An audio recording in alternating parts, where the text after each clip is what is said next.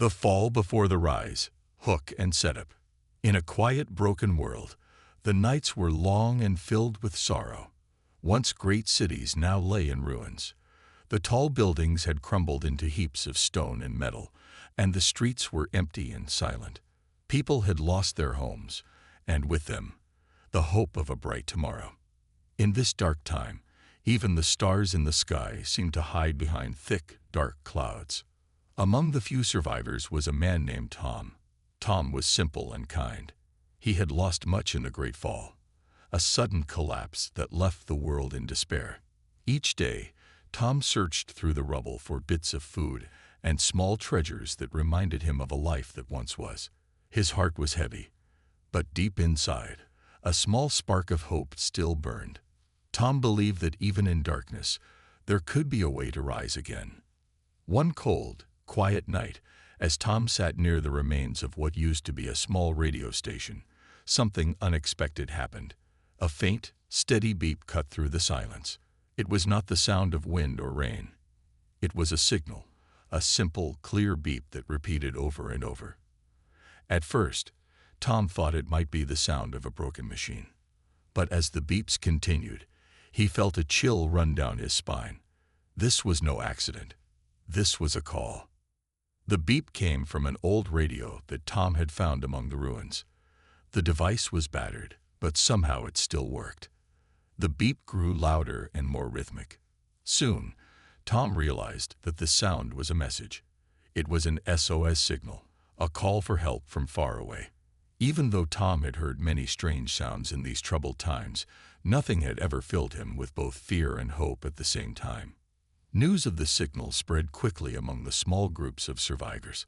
In a ruined community hall, where people once gathered to share meals and stories, a group met to listen to the radio. Among them was Anna, a brave and gentle woman who had lost her family in the fall. She listened intently as the signal repeated its call. The beeps were clear and steady, as if someone or something was trying to reach out across the empty spaces. Many people were scared. They wondered if the signal was a trick from enemies or a ghost from a long-lost time. But a few, like Tom and Anna, saw it as a sign. In that moment, the beep was more than just a sound. It was a spark that lit a new flame of hope. The survivors gathered around the small radio, their eyes wide with disbelief and curiosity. They did not know who sent the call, nor what danger or promise it held. Yet the simple sound of an SOS stirred something deep inside them. It reminded them that even when all seemed lost, there was a chance to fight back and rebuild. For many years, humanity had believed itself to be weak. The Great Fall had shown them how quickly the world could crumble. Friends had become strangers, and families had been torn apart by fear and despair. But as the signal echoed through the broken halls and empty streets, a new idea began to grow. The sound seemed to say that there was still someone out there who needed help, or perhaps a warning of things yet to come. Tom walked away from the gathering with the sound still ringing in his ears. He looked up at the dark sky and wondered if the signal came from another place, far beyond the broken world he knew. The thought was both frightening and inspiring.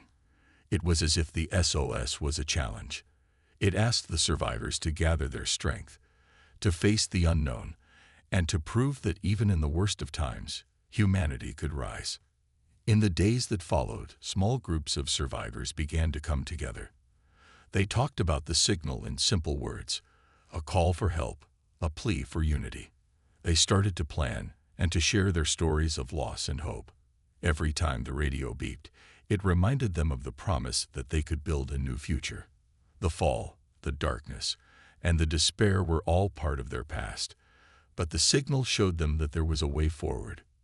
This moment, the simple sound on an old radio, was the beginning of something greater.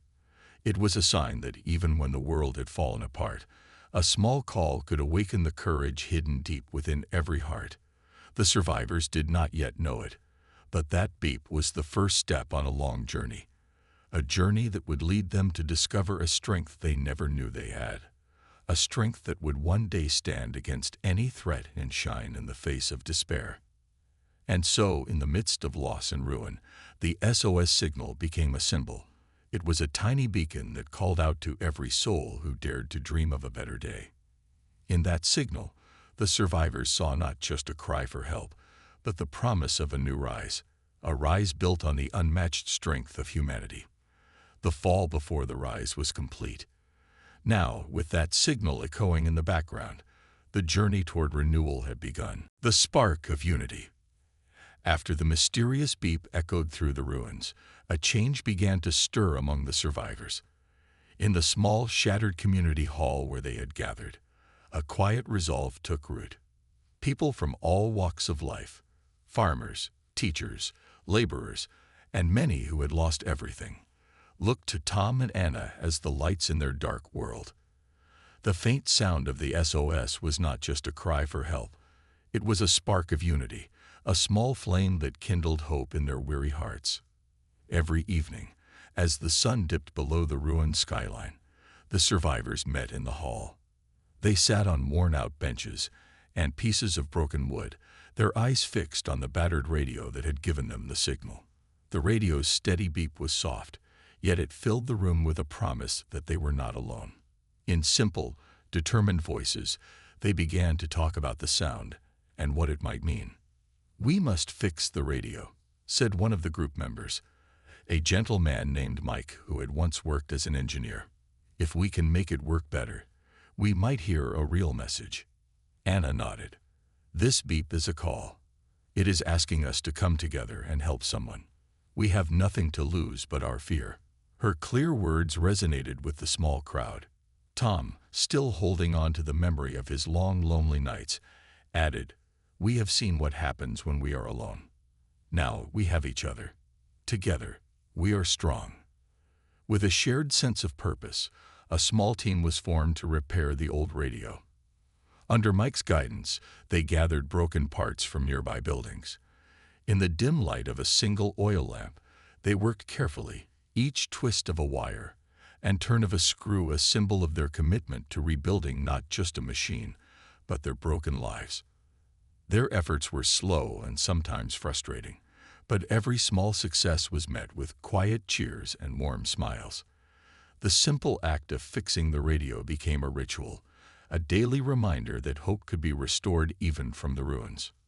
Outside the hall, the world was still a place of danger and uncertainty. Many survivors had learned to hide in the shadows, too afraid to trust another soul. But the call from the radio was different. It was neither harsh nor demanding.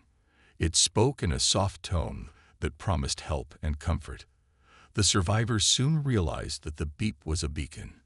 It was calling not just for help, but for unity, inviting them to stand together in the face of their shared hardships. One night, as the group gathered and worked on the radio, the signal changed. Along with the familiar beep came a low, steady hum, a soft voice that whispered, "Help us." For a moment, the room fell silent. The voice was hard to understand, but its plea was clear. The survivors exchanged worried looks, yet a spark of determination shone in their eyes. Anna stepped forward and said, "This is our chance to make a difference.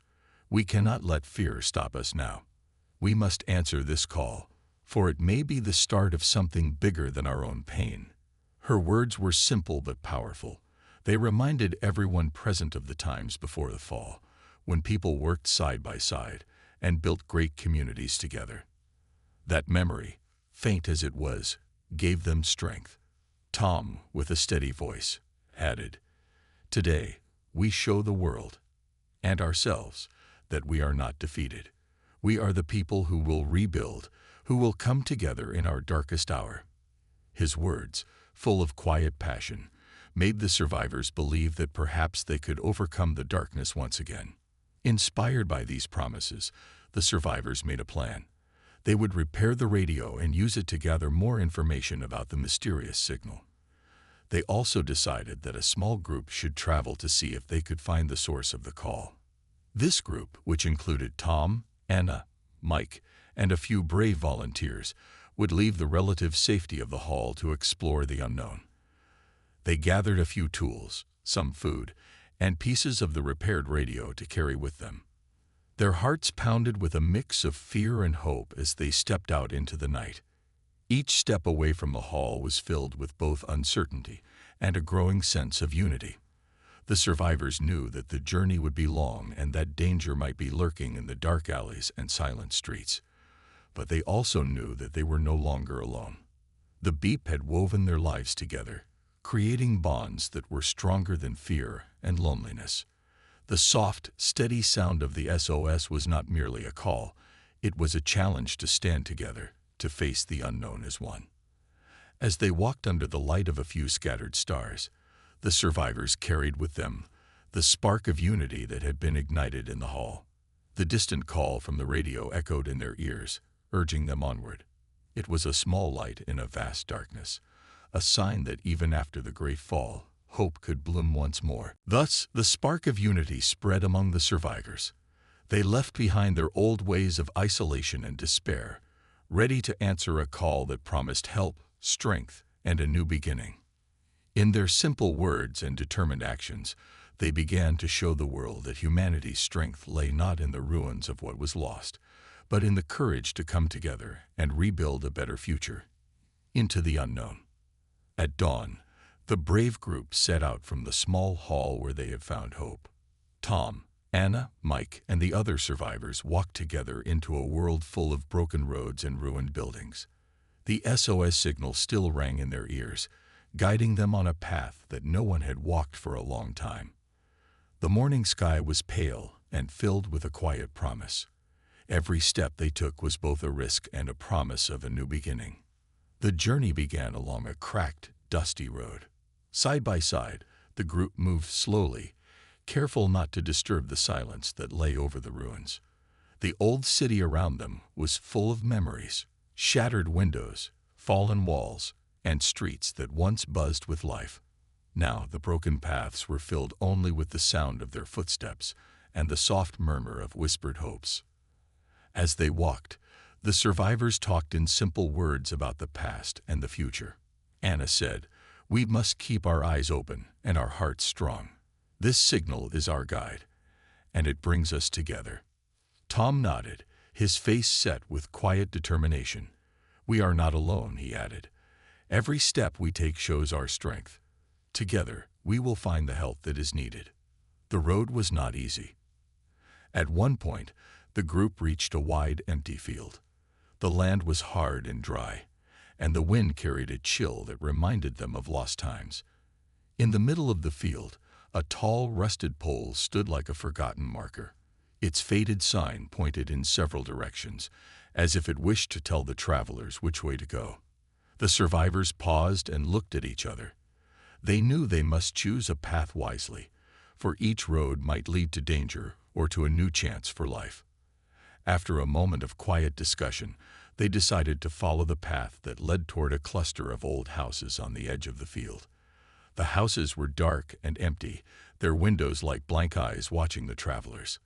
The group moved carefully, their senses alert to any sound or sign of life. The silence around them was heavy, yet the memory of the SOS signal kept them moving forward. Not long after entering the abandoned neighborhood, the group came upon a small, clear river. The water moved gently over smooth stones and through the cracks of the earth. To cross the river, the survivors had to work together. Mike, who had once worked as an engineer, found a long, broken log that lay by the riverbank. With careful steps and supportive words, one by one, they balanced on the log. Their hearts beat fast as they crossed, but they all made it safely to the other side. The sound of the flowing water and the soft murmur of encouragement filled the air, reminding them that their teamwork was their greatest strength. After crossing the river, Tom noticed fresh footprints in the soft mud along the bank. They were small footprints that led toward a dark doorway of one of the old houses. The sight of these prints filled the group with a mix of wonder and worry. "These prints are new," Tom said softly. "They might belong to someone who is still alive. We must be careful." Anna stepped forward with quiet courage. "Let us look closer. We may find someone who needs our help." The group moved slowly toward the door. Inside the house, the air was still and dusty. Broken furniture lay scattered, and the light came in only through small, grimy windows. In one corner, they found a scrap of cloth that matched the size of the footprints. This small clue gave them a renewed sense of purpose. The SOS signal, which had first brought them together, now seemed to lead them towards someone who might be in need. Before long, dusk began to cover the sky with a soft, dark blanket. The survivors decided to set up a small camp near the abandoned house. They gathered what little wood they could find and built a small fire. As the flames flickered, they sat in a circle, sharing their thoughts and hopes. The night was quiet, and the stars looked down like tiny beacons in the dark. Each person felt the pull of the signal and the promise of a better day. Around the campfire, the group spoke in low voices. "This journey is hard," said one of the survivors, "but we are strong when we stand together." Anna added, "Every step we take brings us closer to those who may need us. We are not just looking for the source of the call. We are also looking for lost souls who need help." Tom agreed, his eyes fixed on the dancing flames. "The signal has shown us that we have a duty. Our strength lies in our unity and our willingness to face the unknown." In the quiet of the night, with the soft sounds of the fire and the distant echoes of the SOS, the survivors felt both the weight of their challenges and the power of their hope. Their journey was only beginning. With each step into the unknown, they proved that even in a broken world, people could come together and rise again.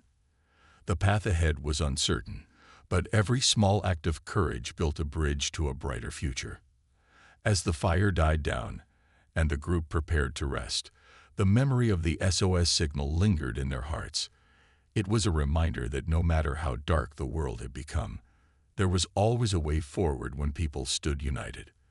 The expedition had shown them that their strength was not just in their individual survival, but in their willingness to reach out and help others. With the night as their quiet witness, they slept with dreams of a new dawn, ready to continue their journey into the unknown. Echoes of the past. In the soft light of dawn, the group returned to the abandoned house that had first shown signs of life. The footprints and the scrap of cloth had stirred many questions in their hearts. Who had walked here before? Was that person a friend who needed help, or perhaps someone hiding from danger? With a mix of caution and hope, Tom, Anna, Mike, and the others stepped slowly toward the faded door, ready to uncover the secrets hidden within. Inside, the house was quiet and filled with memories. Dust lay thick on old wooden floors, and broken pieces of furniture told silent stories of a once lively home. The survivors moved carefully, their eyes searching every corner for clues that could explain the strange signs they had seen outside. In one dim corner, behind a pile of old boxes, Tom discovered a small metal box. It was rusty but locked tight with a simple latch. With the help of Mike's careful hands, the box was opened, revealing a collection of faded letters, photographs, and a small radio transmitter that looked much like the one that had sent the SOS signal.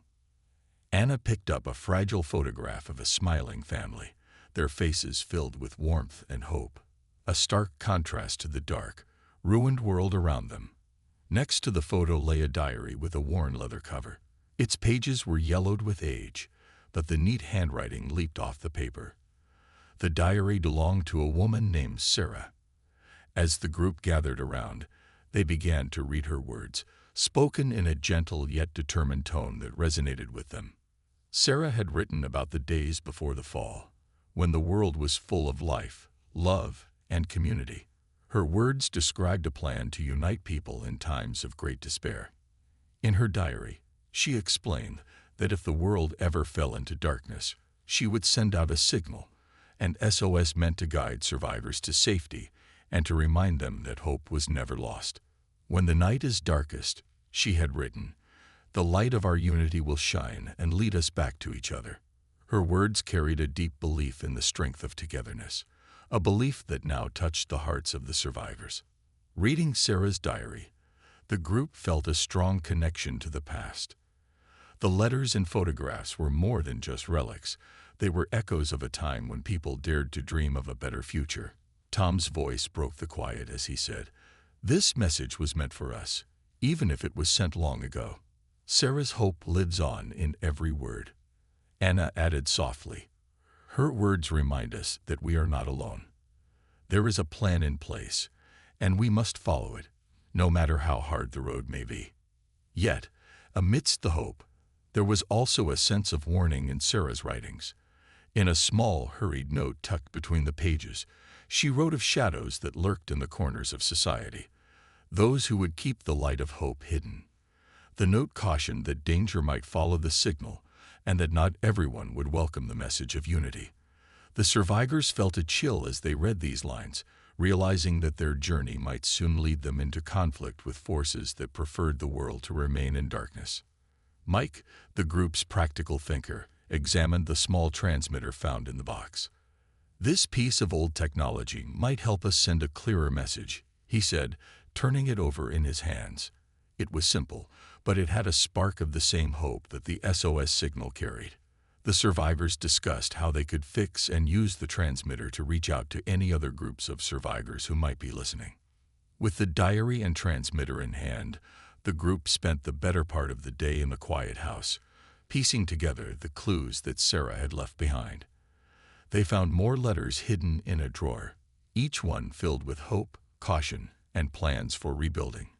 Every word reinforced the idea that even when the world seemed to be lost, the strength of humanity was always waiting to be rediscovered. As the sun began to set, painting the sky with soft hues of orange and pink, the survivors carefully packed the diary, the letters, and the transmitter. They knew that these items were not just memories of a past life. They were keys to a future they hoped to build together. Stepping back into the cool evening air, the group felt the weight of history in their hands. They had uncovered echoes of a time when hope was a common language, spoken by all who believed in a brighter tomorrow. The discovery filled each of them with renewed determination.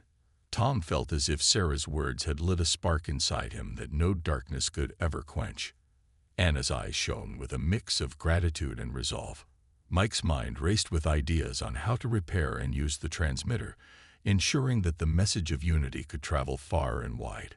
Even the quieter members of the group stood a little taller, united by the shared understanding that they had a duty to carry forward the legacy of hope. That night, around a small, carefully built fire outside the abandoned house, the survivors discussed their next steps. They planned to continue following the SOS signal, now bolstered by Sarah's message. They would use the transmitter to send out their own call for help and to invite any other survivors to join them. The diary had given them a roadmap, a glimpse into a past that still held the promise of a future. Under the soft glow of starlight, with the gentle crackle of the fire in the background, the group silently vowed to honor the message they had found. They knew that the road ahead might be filled with dangers and unknown challenges, but armed with the echoes of the past and the strength of their unity, they were ready to face whatever came next. The SOS signal had exposed not only the call for help, but the unmatched strength of humanity, strength that would shine as a beacon in even the darkest of times. The new connection. After discovering Sarah's diary and the old transmitter, the survivors felt a new hope. They believed that the transmitter could be used to reach others who might still be alive. The next morning, with soft light breaking through the dark sky, the group gathered around the broken device, ready to begin a new chapter. Mike took the lead. With steady hands, he carefully fixed the loose wires and replaced the broken parts of the transmitter. He worked for hours under the warm glow of the rising sun, while Anna and Tom helped by finding small pieces of metal and wood from nearby ruins. Every repair, every adjustment, was a step toward a new beginning. As Mike worked, Tom held Sarah's diary close and reread her hopeful words. The group felt that by sending a message, they could reach out to others and unite their scattered strength. Once the transmitter was ready, the survivors formed a small circle around it. In simple, clear words, they recorded their message. The message said, "This is a call for help. We are survivors. We stand together and rebuild. If you hear this, come join us. You are not alone." With a final nod from Tom, Mike pressed the button. The voice of their call rose above the quiet desolation, echoing into the empty air. For a long, silent moment, nothing happened but the soft crackle of the wind and the distant murmur of nature. Then, out of the stillness, a faint, steady beep emerged from the transmitter. Anna leaned in close, her eyes wide with anticipation. Slowly, a gentle voice came through the static, repeating the words, "We are here. We are waiting. Help us." The survivors listened in amazement. The reply was weak and soft, yet it was clear and full of hope. Tom's voice broke the silence. "We have found others. We are not the only ones who want to rebuild." The simple response was like a small flame in the dark, and it filled everyone with a new sense of purpose. The group gathered around the transmitter again, adjusting the dials and carefully listening. Over the next few hours, the connection grew slightly stronger. The message returned, clearer this time. "We are survivors too. Come find us." These words were gentle and kind, like a hand reaching out in the dark. The survivors quickly took notes on the time and direction of the call. They realized that the message came from somewhere far away, and that it could lead them to a hidden community of people still fighting for life. Mike carefully recorded every detail, and together they began to plan the next steps. As dusk settled, and the sky turned a soft blue before deepening into night, the group met to discuss their plans. They spoke quietly around a small campfire, the flames dancing in the cool air. The news of the new connection lightened their hearts. They now knew that there were others who had not given up hope, others who were ready to join in rebuilding what had been lost. A plan was made. The next morning, a small team would travel in the direction from which the call had come. Tom, Anna, and a few brave volunteers stepped forward. They promised to follow the faint signal and find the survivors who had answered the call. They understood that the journey might be dangerous, but the thought of uniting with others was too strong a promise to ignore. That night, as the campfire's light flickered against the dark sky, the group listened to the soft hum of the transmitter.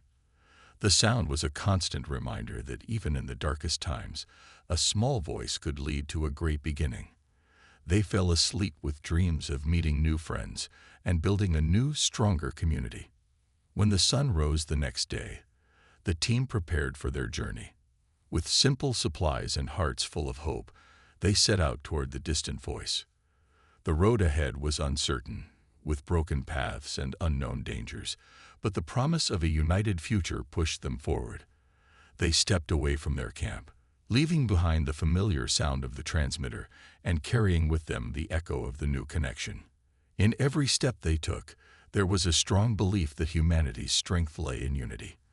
The simple call sent out in the morning had grown into a promise of togetherness. It was proof that even in a ruined world, the courage to reach out and help one another could light the way forward. And so, with hope in their hearts and the call of new friends in their ears, the team moved on. They knew that this new connection was just the start. It was the beginning of a journey that would show the world that when people stand together, their strength is unmatched, a strength that could rebuild a shattered world and create a future filled with light.